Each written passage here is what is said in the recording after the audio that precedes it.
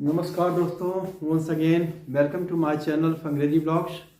My self Manoj Dubey, अध्यापक जिला प्रवक्ता टेवा सुल्तानपुर। आप लोगों का एक बार पुनश्च अपने चैनल अंग्रेजी ब्लॉग्स में स्वागत करता हूं। दोस्तों, जैसा कि आप लोगों ने हमसे रिक्वेस्ट किया था कि सर इंग्लिश सीटेट का आप वीडियो बनाइए, so I am here with the video right now, and definitely I believe that you will understand each and everything clearly, and this will be very useful for you in your upcoming exam in February, that is on 8 February.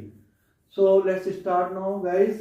CTET 2024 English pros passage, इसमें हमने मित्रों सारा कुछ cover किया है।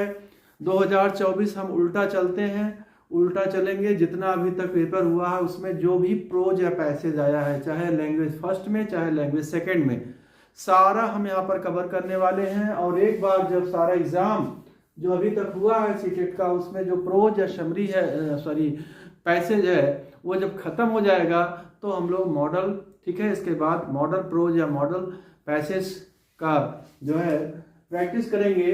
So, without taking much of your time, let us start now. Where is my pen? एक बात मैं कहना चाहूँगा, मेरी ऑडियो आज थोड़ा सा खराब होगी, but because of my hectic schedule, I don't have time except the Sunday. So today I am with you today, and I will teach you CTET 2024 English Prose Passage। ये है पार्ट 5 है, language English. एक minute mark. Language English second के रूप में English में जो आपका ये पैसेज आया है, इसके बारे में हम लोग यहाँ पर डिस्कस करेंगे।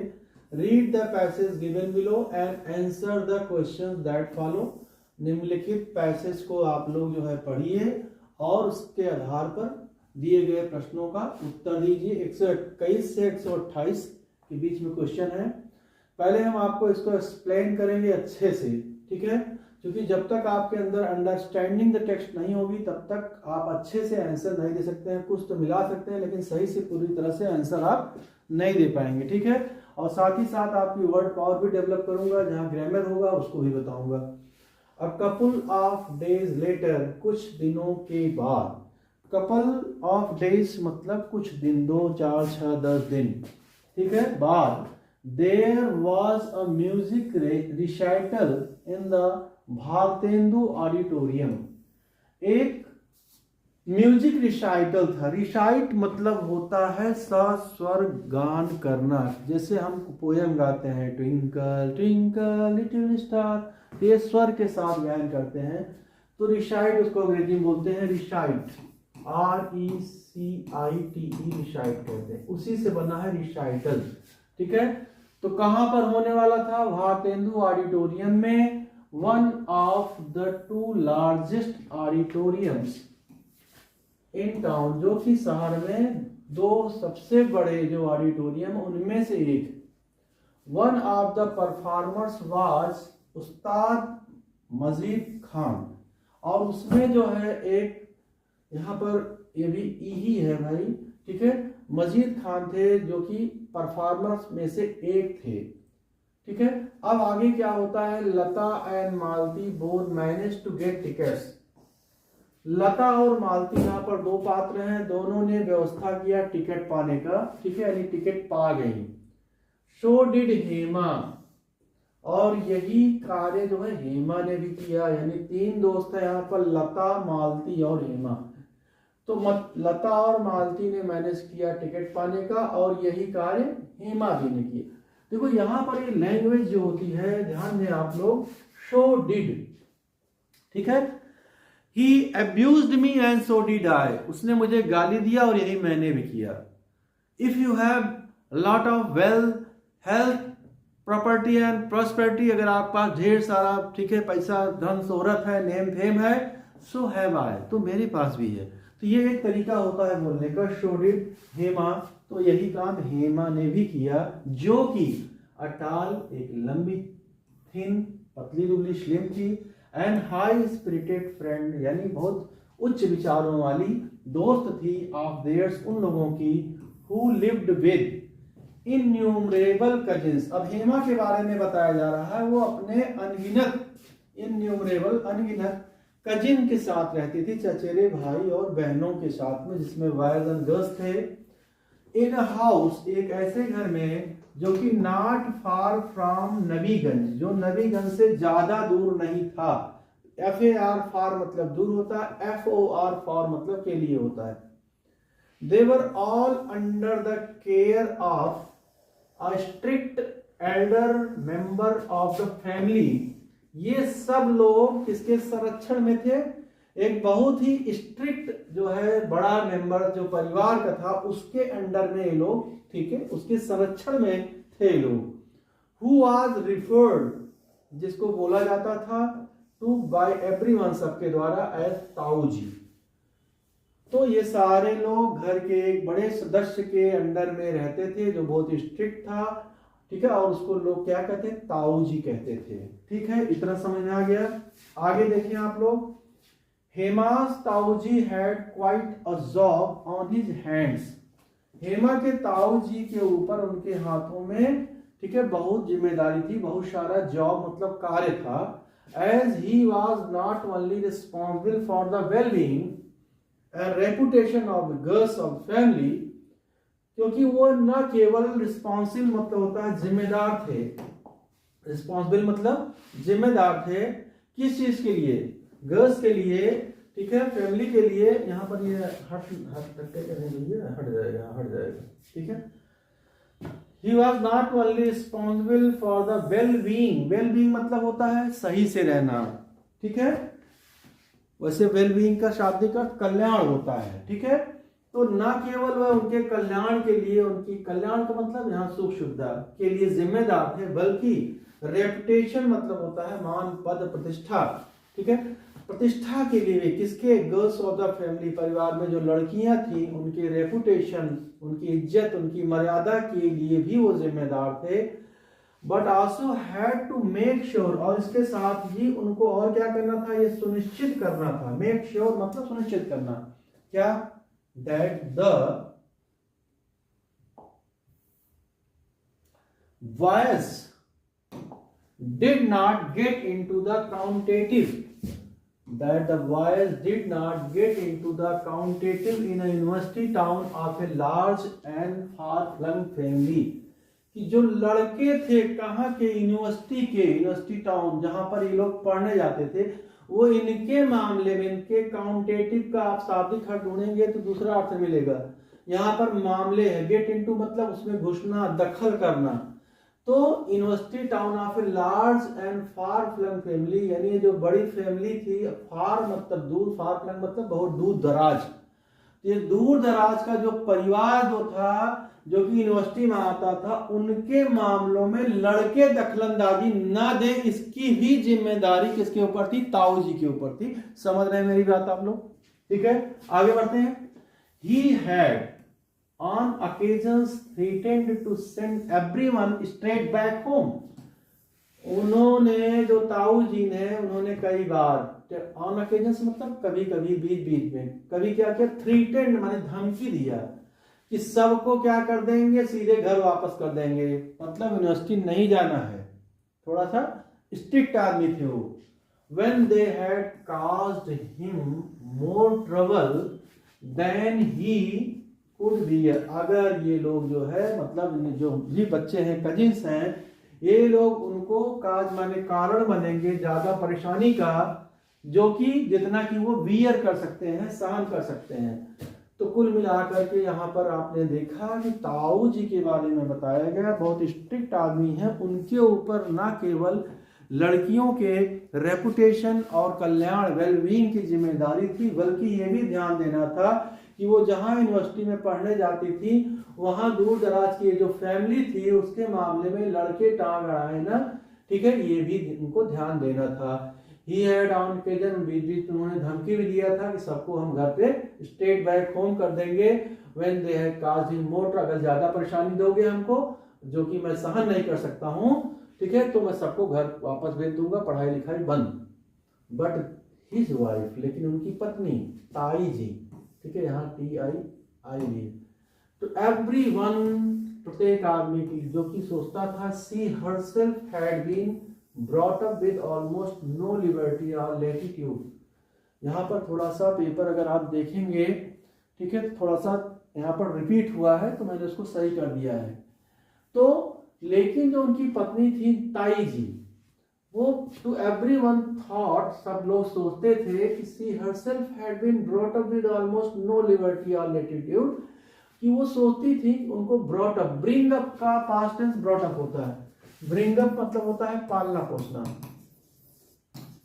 और ब्रॉट अप माने पढ़ी पली बढ़ी थी। वो कैसे पली बढ़ी थी? She had been brought up with almost no liberty, कोई बिना किसी आज़ादी के या किसी लैटिट्यूड के, मतलब किसी प्रकार की नमनीयता के, यहाँ पर लैटिट्यूड का अक्षांश, ठीक है, तात्पर्य नहीं है, झुकाव से तात्पर्य है, कोई लिबर्टी कोई लैटिट्यूड उनको नहीं दिया गया था, ठीक है।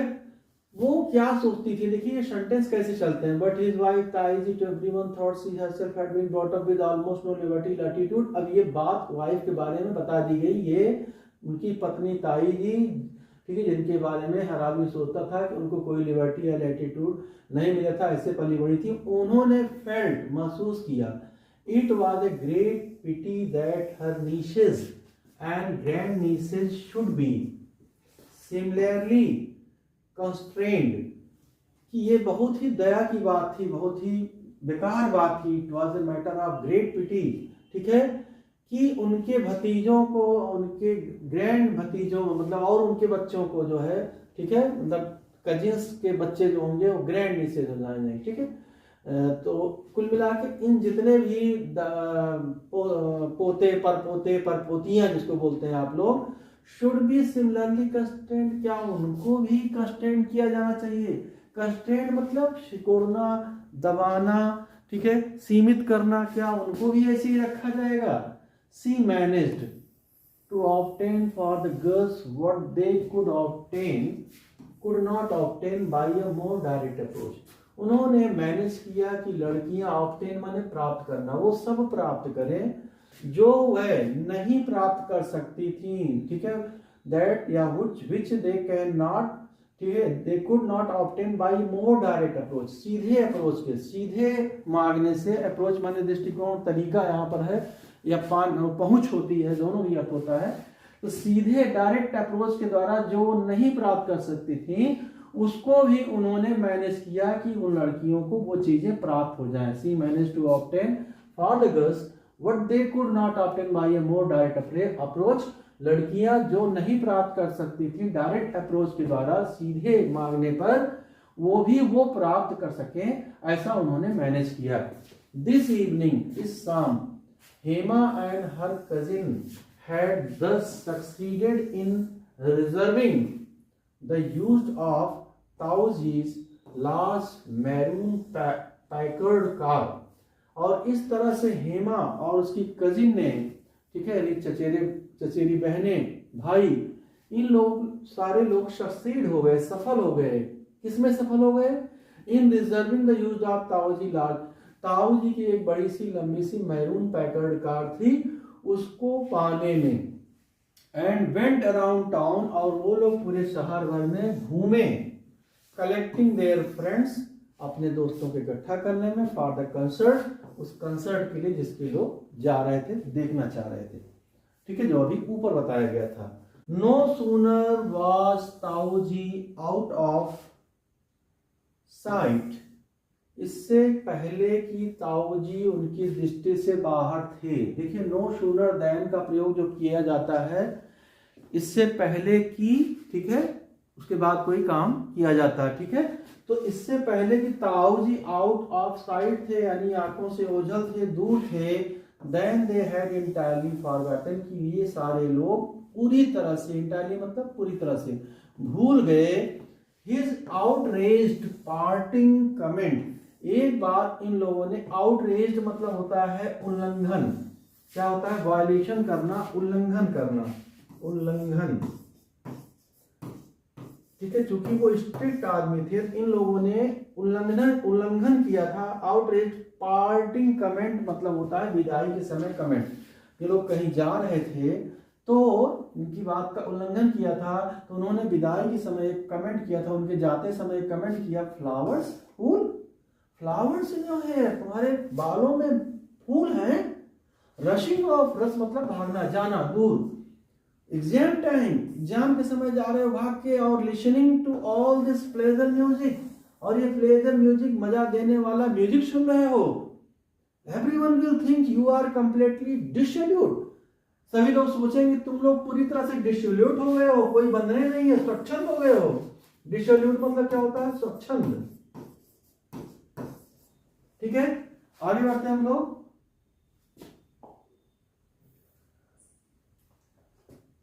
उसके बाद और धमकी दिया, you will never get married, तुम्हारी शादी कभी नहीं होगी, मतलब इस तरह से काम करोगे। ठीक है, तो आप लोग समझ गए, इसका सारांश क्या समझे? ठीक है, पूरी तरह से यहाँ पर एक फैमिली के बारे में बात हो रही, मेनली हेमा के बारे में बात हो रही है। हल्का से एक बार आप लोग को, ठीक है, स्टोरी ऐसे ही समझा देता हूँ। ठीक है, उसके बाद आप लोग क्वेश्चन करेंगे। इसमें क्या दिया गया था कि कुछ दिनों बाद जो है एक म्यूजिक रिसाइटल होने वाला था भारतीय ऑडिटोरियम में, जो कि शहर के 2 बड़े बड़े ऑडिटोरियम थे, उनमें से एक था, और उनमें एक परफॉर्मर थे जिनका नाम उस्ताद मजीद खान था। लता और मालती 2 सहेलियां थी। ठीक है, उन्होंने टिकट प्राप्त कर लिया था, और हेमा ने भी, उनकी फ्रेंड थी, प्राप्त कर लिया था।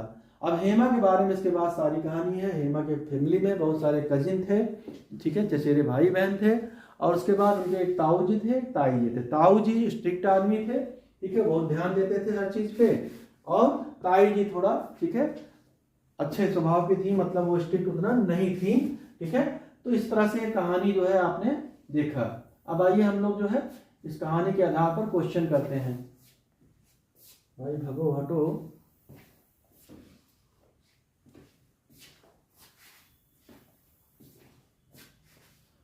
पहला क्वेश्चन है आपका, state which of the following statement is true और फॉल्स। निम्नलिखित में से कौन से सेंटेंस, वाक्य जो है सही है या गलत है। ठीक है, एक बार देखिए मेरा बैटरी तो नहीं डाउन हो गया, चल रहा है ना। हाँ, ठीक है, पहला है, Tai ji was relatively liberal in her approach. Tai ji थोड़ा सा लिबरल थी अपने अप्रोच में, यानी ठीक थी, उदारवादी थी। लिबरल मतलब उदारवादी। ठीक है, अप्रोच मतलब दृष्टिकोण या पहुंच, तो अपने दृष्टिकोण में थोड़ा उदारवादी थी ताई जी। दूसरा है, Lata and Malti could not obtain ticket for the recital. Lata और मालती टिकट नहीं पाई रिसाइटल के लिए, जहाँ पर ससुर गान होने वाला था, गाना होने वाला था। ठीक है, तो आप लोग जानते हैं ताई जी का अप्रोच सही था, ठीक है, उदारवादी थी, ये बात सही है, लेकिन टिकट तीनों लोग पाई थी। ठीक है, सो डिड आपको समझाया था हमने। ठीक है, तो ए इज ट्रू और बी इज फॉल्स। ठीक है, नहीं गलत बोल दी, सॉरी, ए इज ट्रू है, और बी जो है, Lata and Malti could not obtain ticket, नहीं पाई थी, गलत है, बी गलत है। A is true, B is false, यानी ए आंसर हो गया। ठीक है, अगला क्वेश्चन है, what does the underlined expressions. ये जो नीचे एक्सप्रेशन दिया है या व्यक्ति दी गई है, सेंटेंस दिया गया है, the boys are prone to mean, लड़के प्रोन होते हैं। प्रोन मतलब उन्मुख होना, क्या होता है? उन्मुख होना, की ओर उन्मुख होना, की ओर उन्मुख होना, इच्छुक होना है किसी में, समझ लीजिए, उन्मुख होना। ठीक, तो यहां पर क्या अर्थ इसका निकलेगा? पहला है, इम्पॉसिबल टू हैव गेट, कोई चीज प्राप्त करने में, ठीक है, इम्पॉसिबल असंभव होना। लाइकली टू हैव गेट, लगता है कि प्राप्त कर लेंगे। नेक्स्ट है, श्योर टू हैव गेट, यानी पक्का है प्राप्त कर लेंगे। और लास्ट है डी जो है, not likely to have get, ठीक है, नहीं लगता है ऐसा कि प्राप्त कर लेंगे।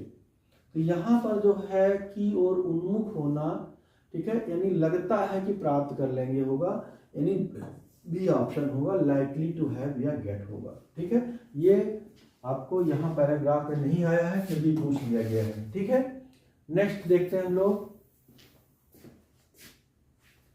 123, identify the tense of the given expression, निम्नलिखित एक्सप्रेशन मतलब यहाँ सेंटेंस समझ लीजिए, अब व्यक्ति, ठीक है, जो नीचे दी गई है उसमें कौन सा टेंस है, हैड दस सक्सीडेड। अब हैड और वर्ब की थर्ड फॉर्म आप लोग जानते हैं, हैड प्लस वर्ब की थर्ड फॉर्म V3, ये होता है पास्ट परफेक्ट। पास्ट इंडेफिनिट में सेकंड फॉर्म होती है, ठीक है, सिंपल सेंटेंसेस जो होते हैं, और इसमें हैड थर्ड फॉर्म होती है, ठीक है। तो यहाँ पर पास्ट परफेक्ट है, ऑप्शन ये है आपका, ठीक है, डी होगा पास्ट परफेक्ट। 124 आपका है व्हाट वाज, थोड़ा सा मिस्टेक है, इसको डब्ल्यू समझिए, ये कुछ नहीं है। What was Tauji's duty as a family patriarch, family patriarch के रूप में। पैट्रियार्क मतलब होता है, पैट्रियार्टिक जो होता है वहां पर, ठीक है, पूर्वज जो पिता लोग होते हैं उनका चलता है उस परिवार में, तो एक किस्म से पितामह या संरक्षक समझ लीजिए आप, ठीक है, पितामह या संरक्षक एक किस्म समझ लीजिए, हालांकि संरक्षक की अलग अंग्रेजी होती है, लेकिन यहाँ पर उनके जो पितामह थे, सीनियर मेंबर थे, पैट्रियार्क थे, उन ताऊ जी की क्या ड्यूटी थी, to get the youngsters married, जो छोटे लोग हैं उनकी शादी कर दें, to cook for the youngsters, उनके लिए खाना बनाएं, टू टीच द यंगस्टर्स, उनको पढ़ाएं, to keep a strict watch on the youngsters, ठीक है, जो यंगस्टर्स थे उनके ऊपर कड़ी दृष्टिकोण रखें, उनके एक्टिविटीज के ऊपर। तो आप लोग जानते हैं वो स्ट्रिक्ट थे, वो चाहते थे स्ट्रिक्ट वॉच, बहुत ध्यान दें जो भी छोटे लोग थे उनके क्रियाकलापों पर। तीसरी ऑप्शन आपका डी सही होगा। नेक्स्ट चलते हैं हम लोग 125 में क्वेश्चन आपका पूछे हैं, how did Taiji manage to get concessions for the girls, लड़कियों के लिए किस तरह से उन्होंने, जो ताई जी थी, उन्होंने मैनेज किया पाने का कंसेशंस। कंसेशन माने छूट होता है, यहाँ पर छूट का तात्पर्य है जो स्ट्रिक्ट थे ताऊ जी, ठीक है, हर चीज में पाबंदी लगाते थे, पाबंदी में छूट पाने में किस तरह से सफल हुई। पहला है बाय फाइटिंग विद ताऊ जी झगड़ा करके। दूसरा है bye adopting an indirect approach, अप्रत्यक्ष अप्रोच के द्वारा। और तीसरा है बाई आर्गुइंग विद ताऊ जी से बहसबाजी करके, या बाई परसुएडिंग ताऊ जी को मना करके। परसुएड मतलब मनाना। तो आप लोग ने अभी देखा था पैराग्राफ में, एक बार मैं फिर दिखा देता हूँ, ठीक है, इसमें क्या था, डायरेक्ट अप्रोच, इनडायरेक्ट अप्रोच क्या था, देखिए पैराग्राफ को।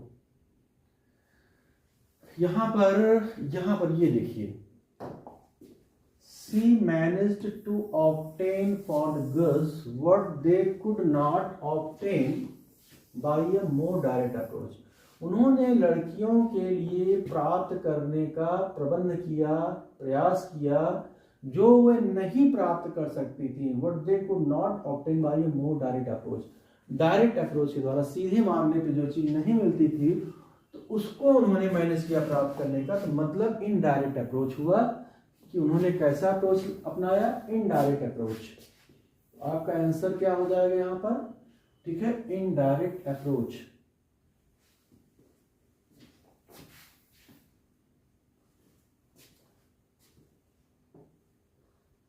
कहां पर, ये है आपका bye adopting and indirect approach हो जाएगा।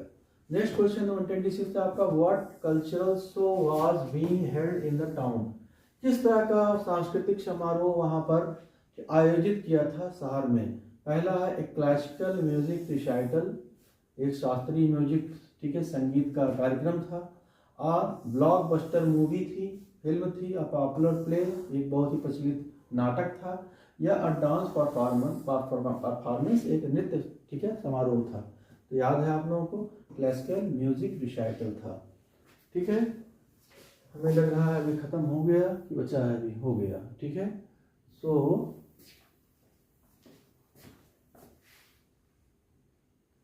इसके बाद जो क्वेश्चंस हैं, बाय नेचर्स बिलीफ है जी भाई, है, बचा है, ये है बाय नेचर एंड बिलीफ, ठीक है, यानी स्वभाव से और विश्वास से Tau ji can be described as an, Tau ji को किस तरह का आदमी हम लोग कर सकते हैं। पहला है, भाई बैटरी है कि खत्म मेरी मोबाइल की, चल रहा है ना, हाँ, भगवान की कृपा से भी बची हुई है।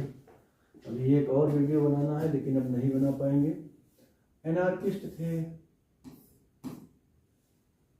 एग्नोस्टिक थे, कंजर्वेटिव थे या लिबरल थे। लिबरल का मतलब होता है उदारवादी, ताओ जी उदारवादी थे। एनार्किस्ट का मतलब होता है अराजकवादी। अराजकवादी जो तोड़ फोड़ में विश्वास करता हो, ठीक है, मार धाड़ में विश्वास करता हो, वो एनार्किस्ट होता है। एग्नोस्टिक क्या होता है? देखिए यहाँ पर 3 शब्द हैं, आप देखिए, थेइस्ट, एथेइस्ट और होता है एग्नोस्टिक।